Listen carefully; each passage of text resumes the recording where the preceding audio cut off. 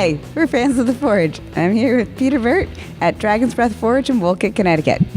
So we're going to talk about your 2 episodes of Forge and Fire and your episode of Knife or Death. Yes, okay. So you're very involved in all of this. I try to be. Only as much as they allow, though.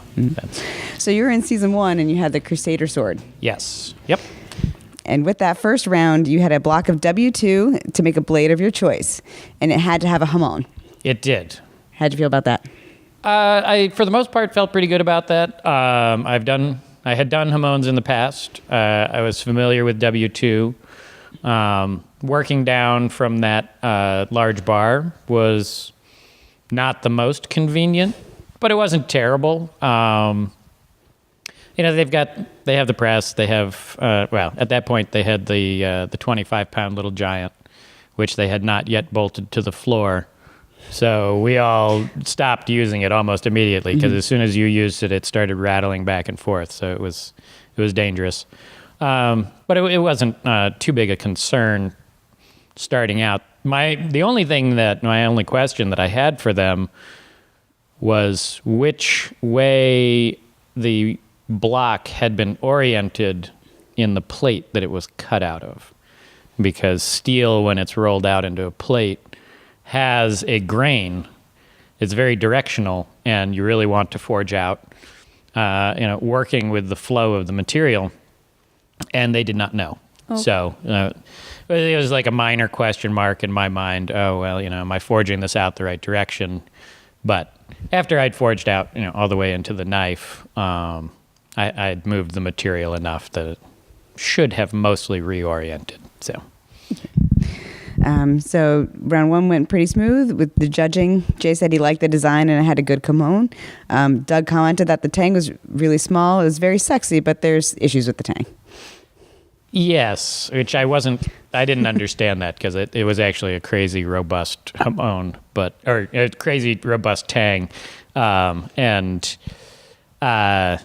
doing a hidden Tang knife, it was plenty strong. I think sometimes they want to make sure they cover their bases. So later on, if there had been a failure in the Tang, they could say, "See, yeah, we called that earlier on." Yeah. It's foreshadowing, which I didn't really care. I knew it was fine.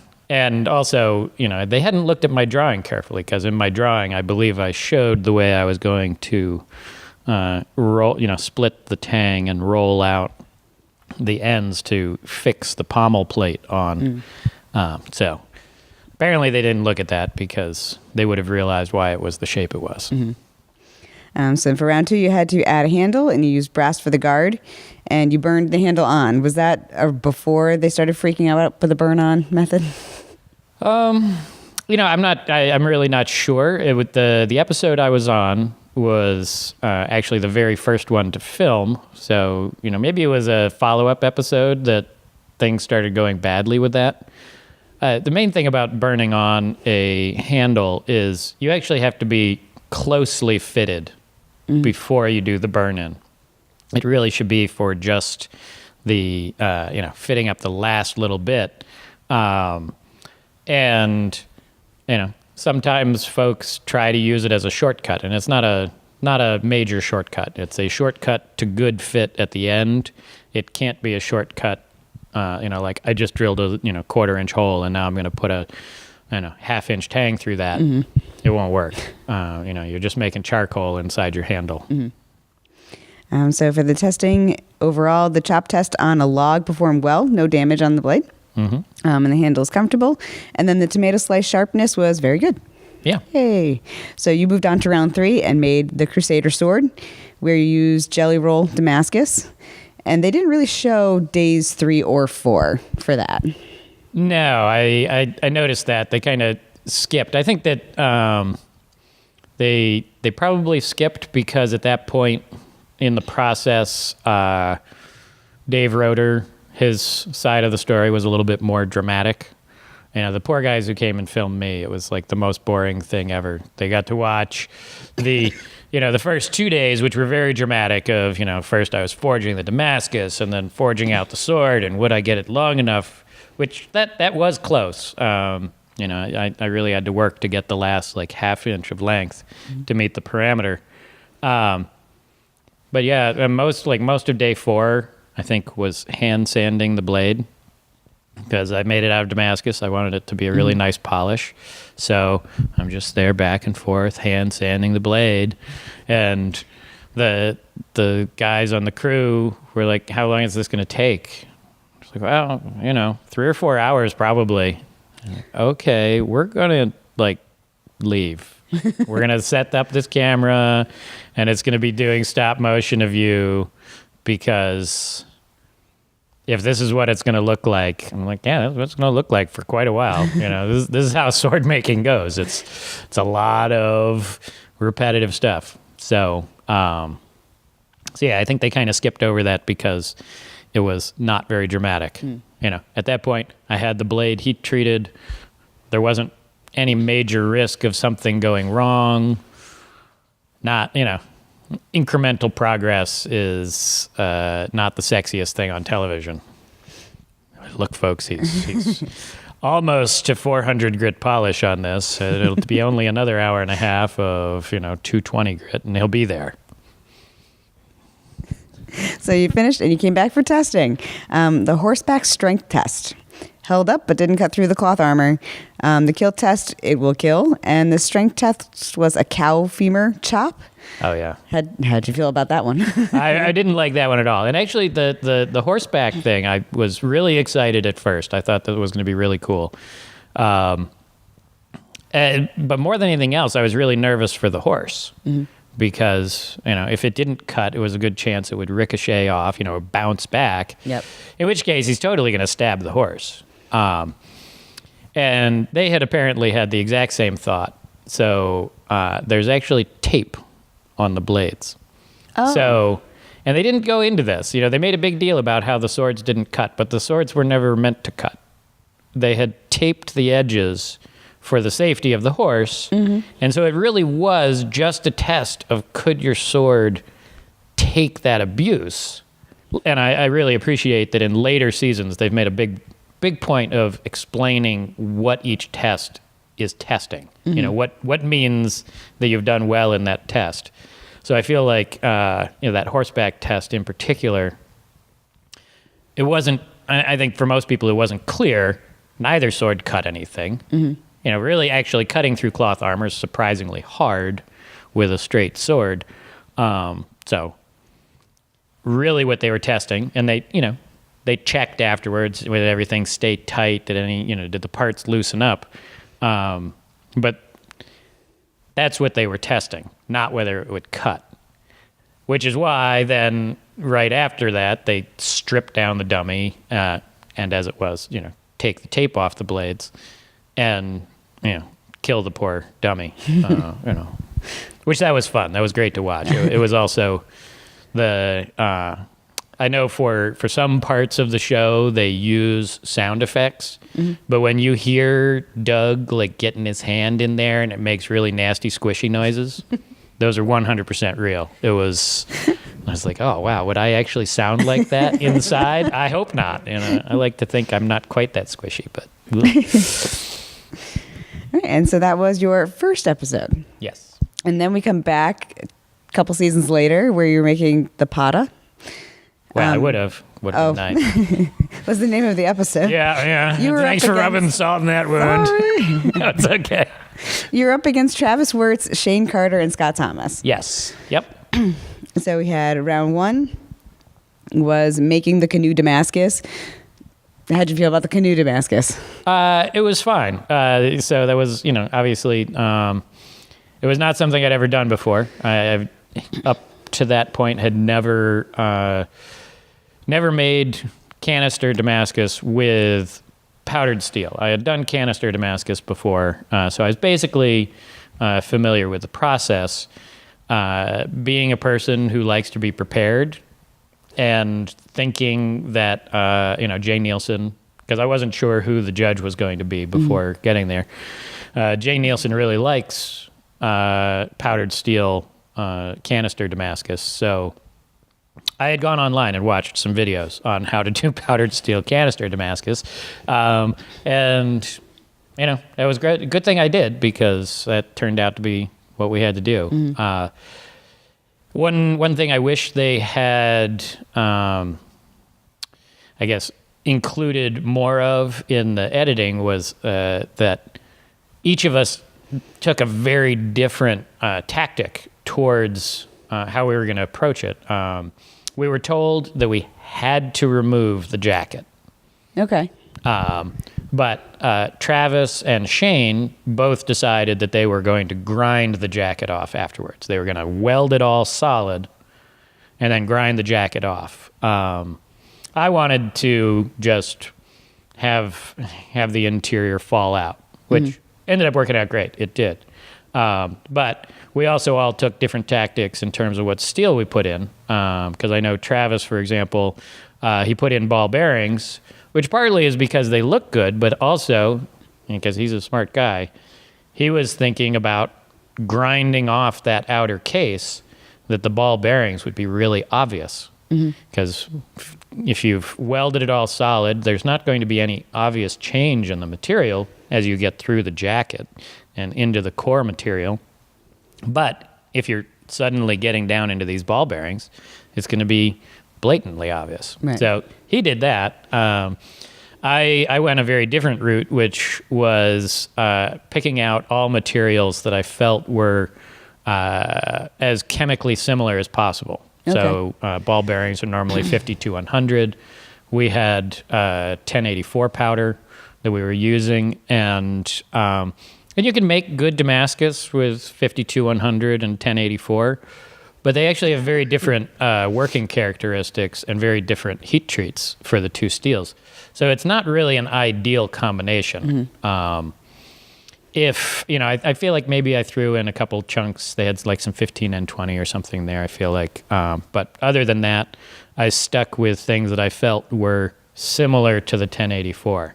So I wasn't going to get as interesting a pattern, but I wanted to make sure that the heat treating was as even as possible. Makes sense. So you got to round 2, where you have to attach the handle and make a guard from cast bronze using foundry. Yes. So is that another new thing, or were you familiar with casting bronze? I'm going to go with semi-familiar. I had, in fact, we did what's called lost foam casting, where you carve out a foam and then pack it in sand. And I had done that once because I was just curious, because I'd seen it online somewhere, and I was like, I'm going to try that out. And quickly realized that it's like the worst way to cast anything ever, because foam is impossible to carve. Okay.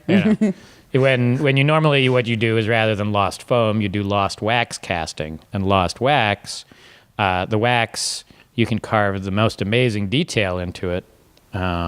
Foam, you can't carve any detail into it, especially when you're on TV and you're nervous and, hard to, be careful with things at that point. But yeah, it was definitely a good challenge, I think. I think that I was a little surprised they didn't really call out Travis on the fact that he didn't actually cast his guard. But at the same time, I think, a lot of what the show is about is how you react to things not going well. Mm-hmm. And I think he took the best route at that point, which was, rather than trying to do it again, he kind of gathered up, the plate that had cast on the floor from a puddle of bronze and went with that. So, I think that was great. Great thinking on his part, because at that point, if you had to try again, that would have taken a very long time. Yeah. No, it was fun having that kind of challenge, just because I like the technical challenges rather than the more gimmicky challenges. Mm-hmm. Cut apart this cannon doesn't appeal to me.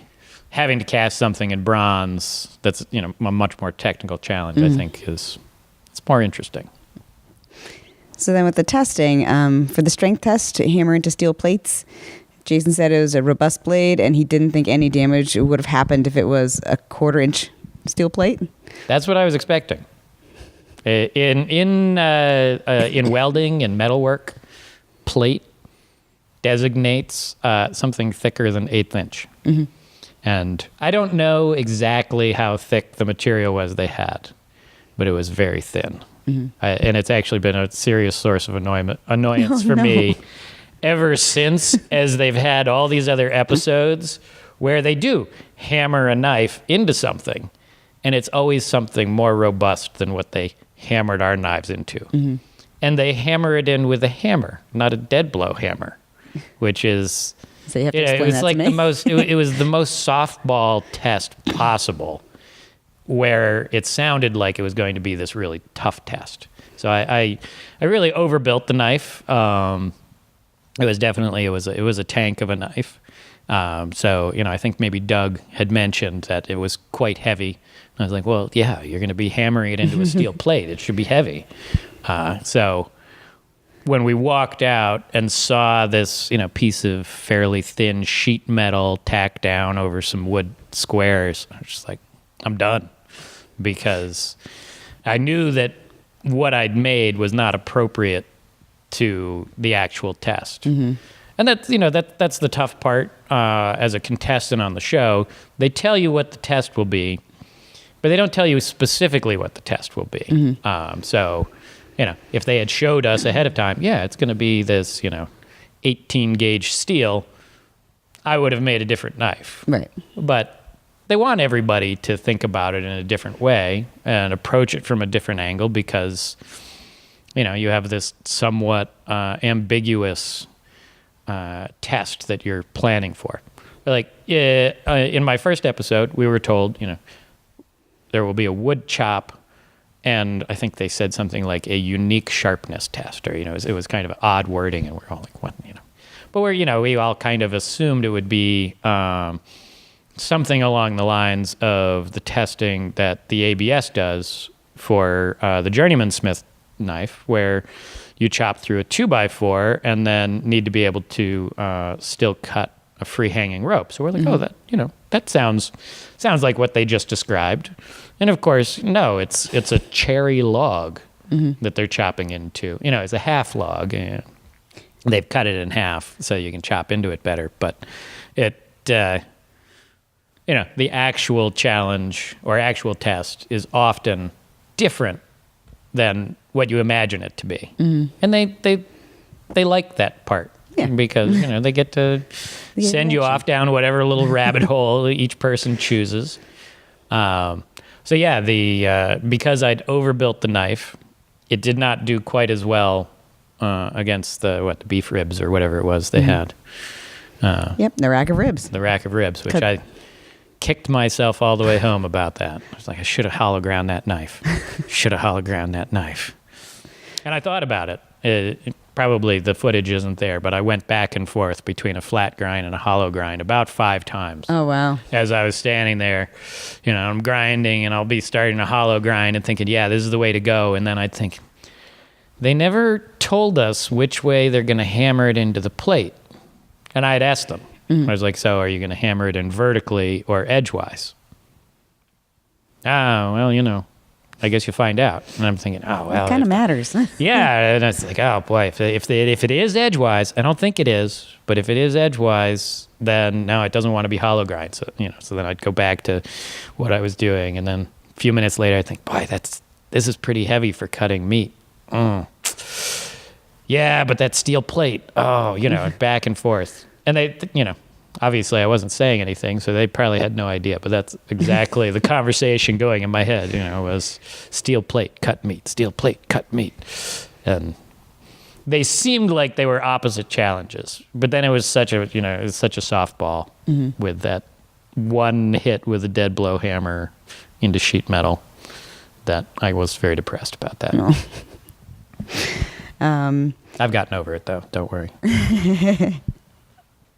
So that was the end of your episode then for your second one. Yeah, and the other reason I was really depressed is when I found out what they were making, a pata, mm-hmm. which is an Indian weapon, and one of my specialties is making Crucible Steel, which is a traditional Indian steel. I was like, son of a bitch. You would have been so great. I was going to make it out of Crucible Steel anyways. That was my plan. As I was like, okay, if I go back to my shop, I made Damascus last time. This time I'm going to do Crucible Steel. It'll be awesome. And I find out that it was a pata. And I was just, they probably invited me onto this episode specifically so that I could make wootz on national television. And now I can't do it. What an ass I am. But you reappeared in the franchise in Knife or did. Death. Yes.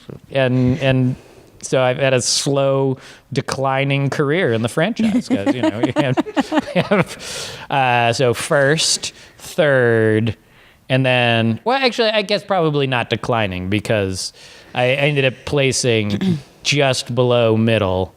So third is just below middle, and I placed, fifth out of 7 on the episode. So, it works out statistically around the same. So I've leveled off. I've plateaued in the lower middle area. I'm good. You made a Chinese Dadao for your run, which you let me hold before, and it's like from my knees to my head. It's this large weapon, but really cool. Oh yeah, no, it's great. We could, if you want, we can bring it back out. Oh, just to show. Yeah, I don't mind. So you had gotten some penalties on Decapitator, but you managed to get through with what some would consider one of the more difficult things, the onions, which is great. Yep. The onions are tough.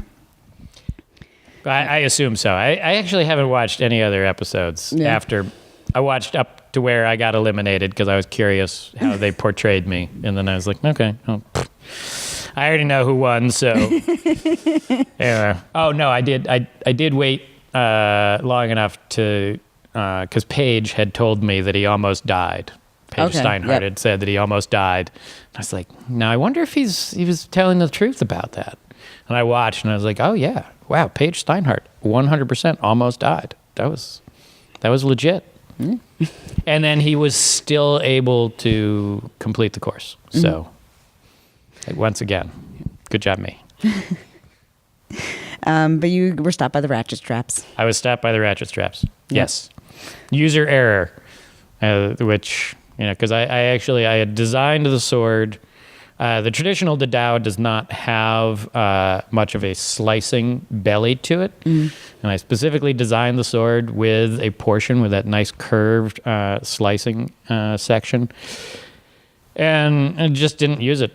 The sword had been cutting so well up to that point that I just didn't slow down when I got to those and think through how they needed to cut. And of course, I went through the first one fine, although probably if I'd looked at it more closely, I would have realized that it didn't actually cut all that well. So I might have changed my tactic at that point, but just chopped straight into the next two and stopped dead, which was sad. I was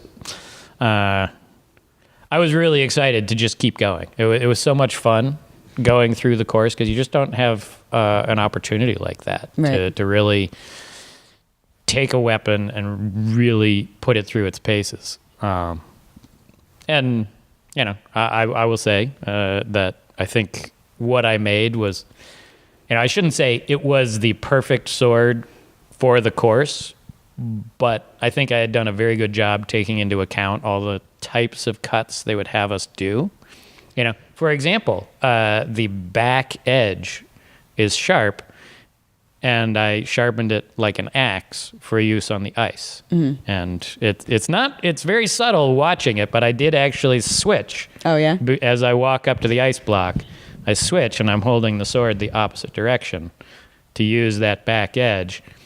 Because, you watch the first season, and a lot of people, destroyed their weapons against that ice block. So, I've never chopped a big ice block, so I was thinking, oh, wow, that must be a terrible, terrible obstacle.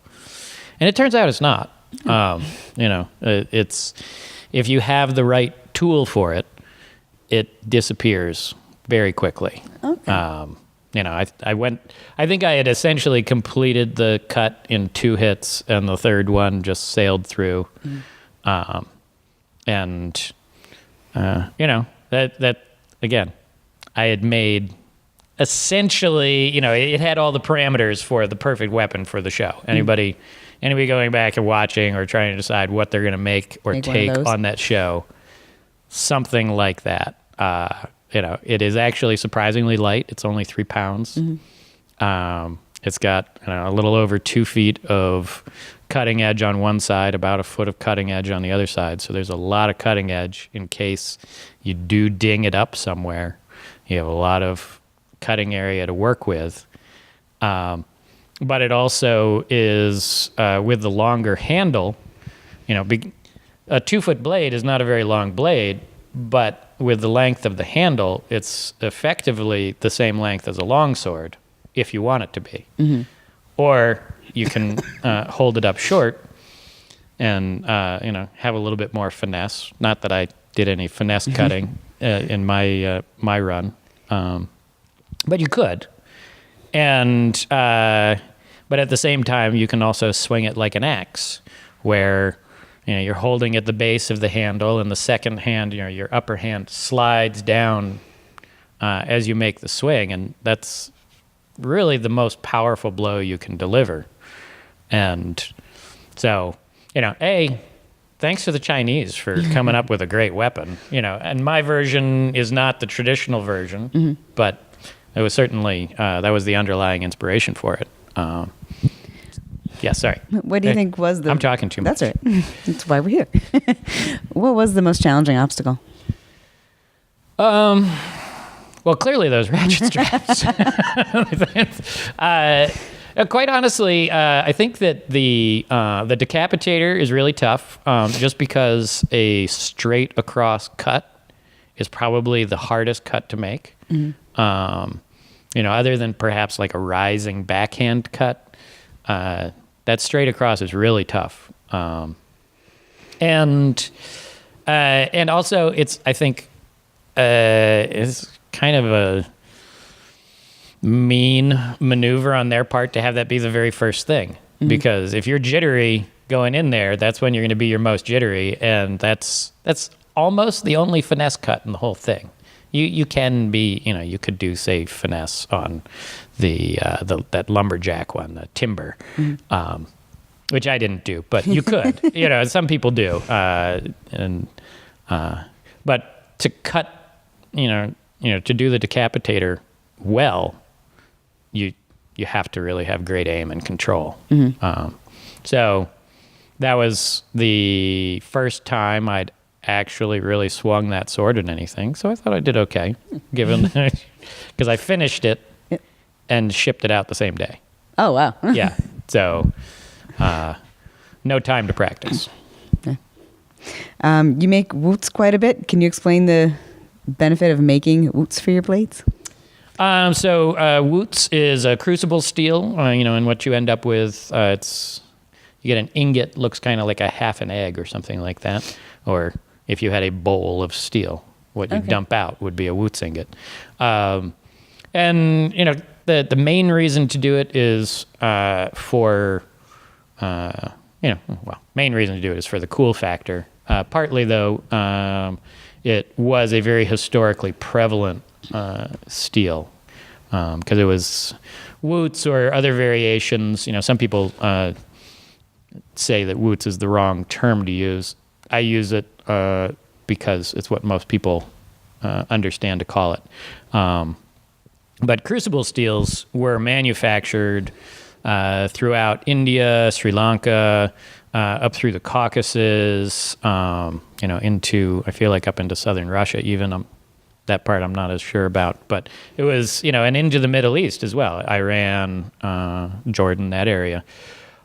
Syria, a lot of wootz or crucible steel manufacture. And this started possibly more than 2,000 years ago, and continued up until the early 1800s.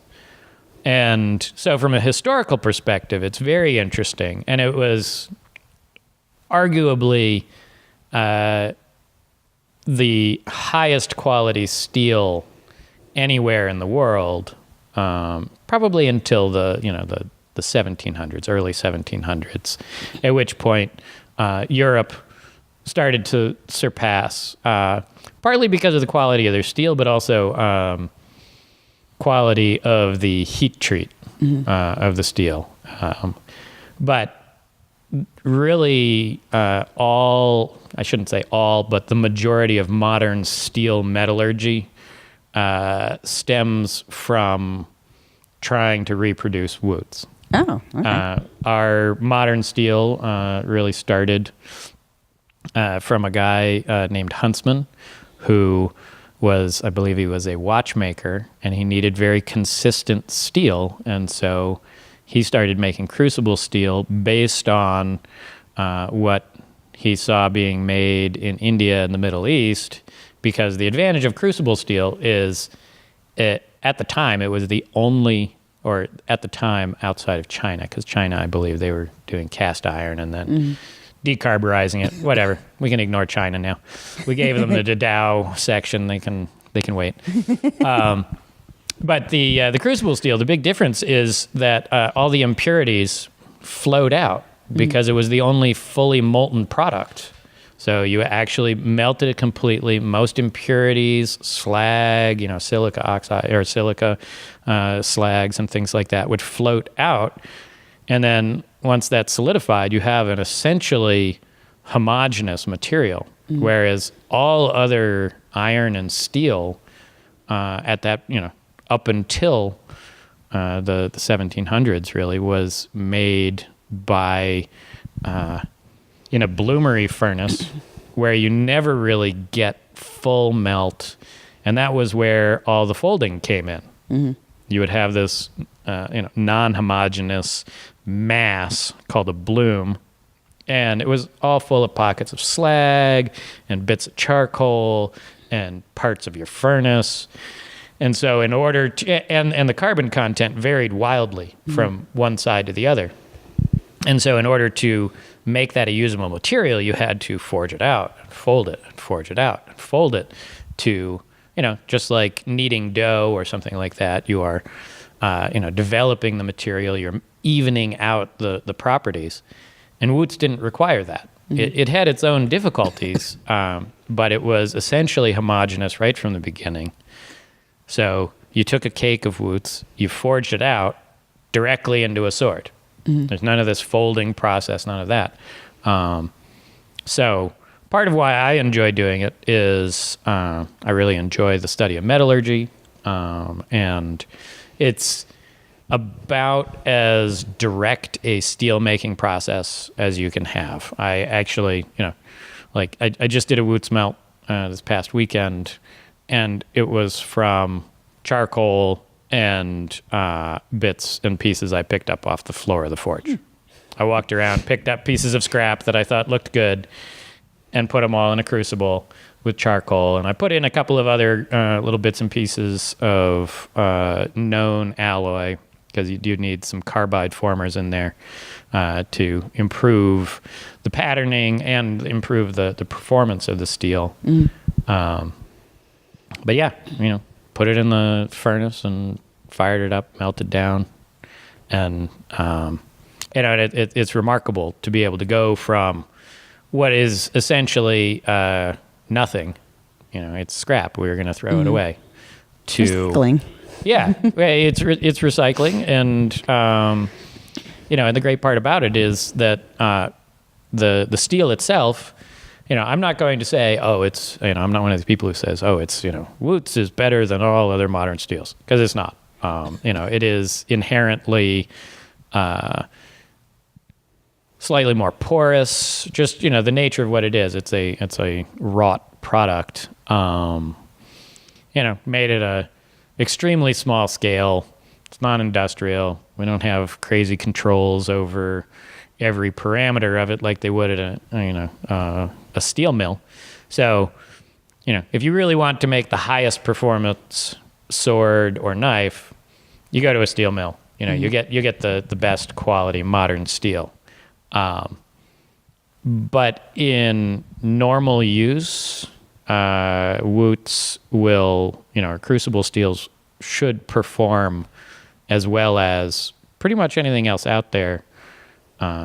like I said, in normal use. Most of us never use a knife in a way that we're really going to experience the utmost levels of its performance. I was just talking to somebody about this earlier, that it's kind of like, driving a Ferrari on Route 84. Yeah, your Ferrari is better. It's way faster than all these other cars, and the Civic gets there exactly when you do. So most of the modern steels that really get touted as like, oh wow, this is the best steel ever, you're never going to know it. You can know it because you bought it and you say, wow, this is made of S30V or whatever it is. But when it comes down to using that knife to carve wood or whatever it is you're going to do with it, you will not know the difference. It's, you have to cut that rope hundreds of times before you find the difference in performance between a really high performance steel and a pretty good steel.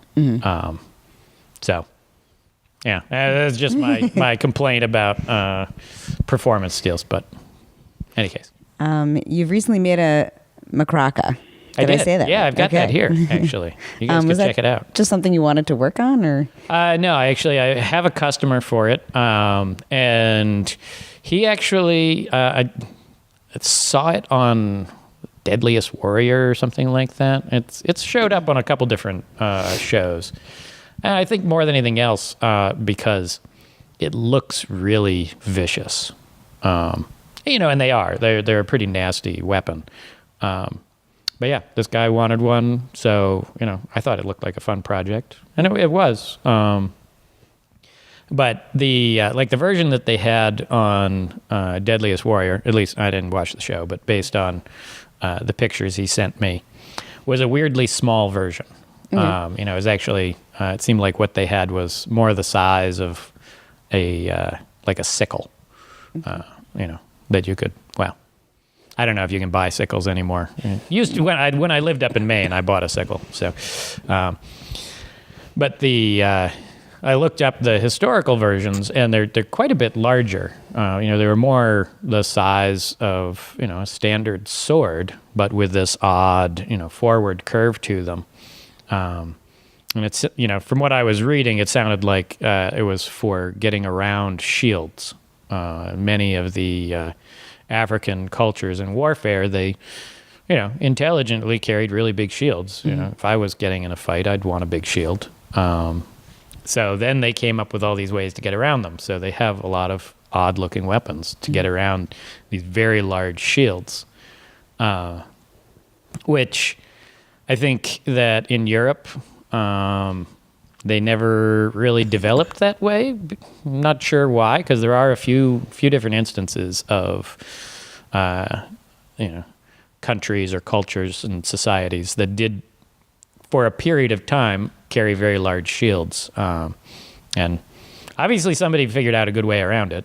Or they just said, hey, why don't we put some guys on horseback and they'll ride around you in circles while you stumble with your giant shield and, they'll poke you full of arrows, so...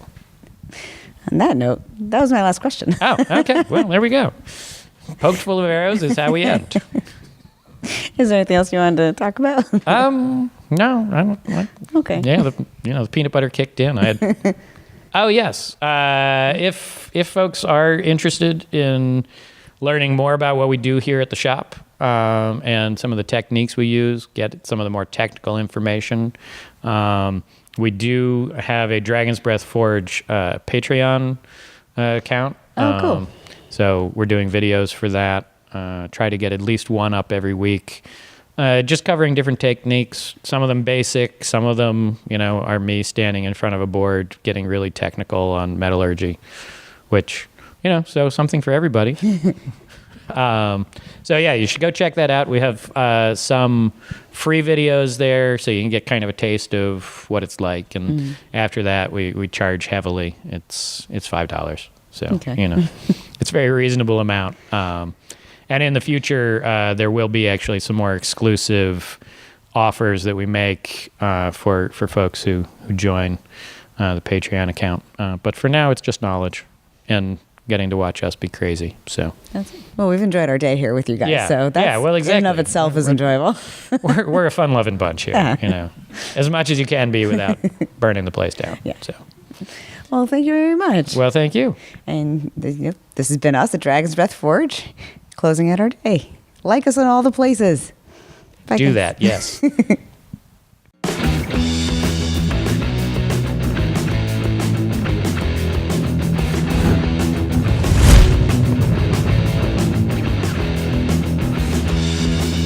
Coffee talk. Welcome to Behind the Fern, or whatever it is. Between two ferns. Between two ferns. There we are. Well, Yeah, for Behind the crimps. Fern. That is the other show. Peanuts are neither peas nor nuts. Discuss. Yeah. Okay. You're recording. Oh, Oh, well, they got that part. so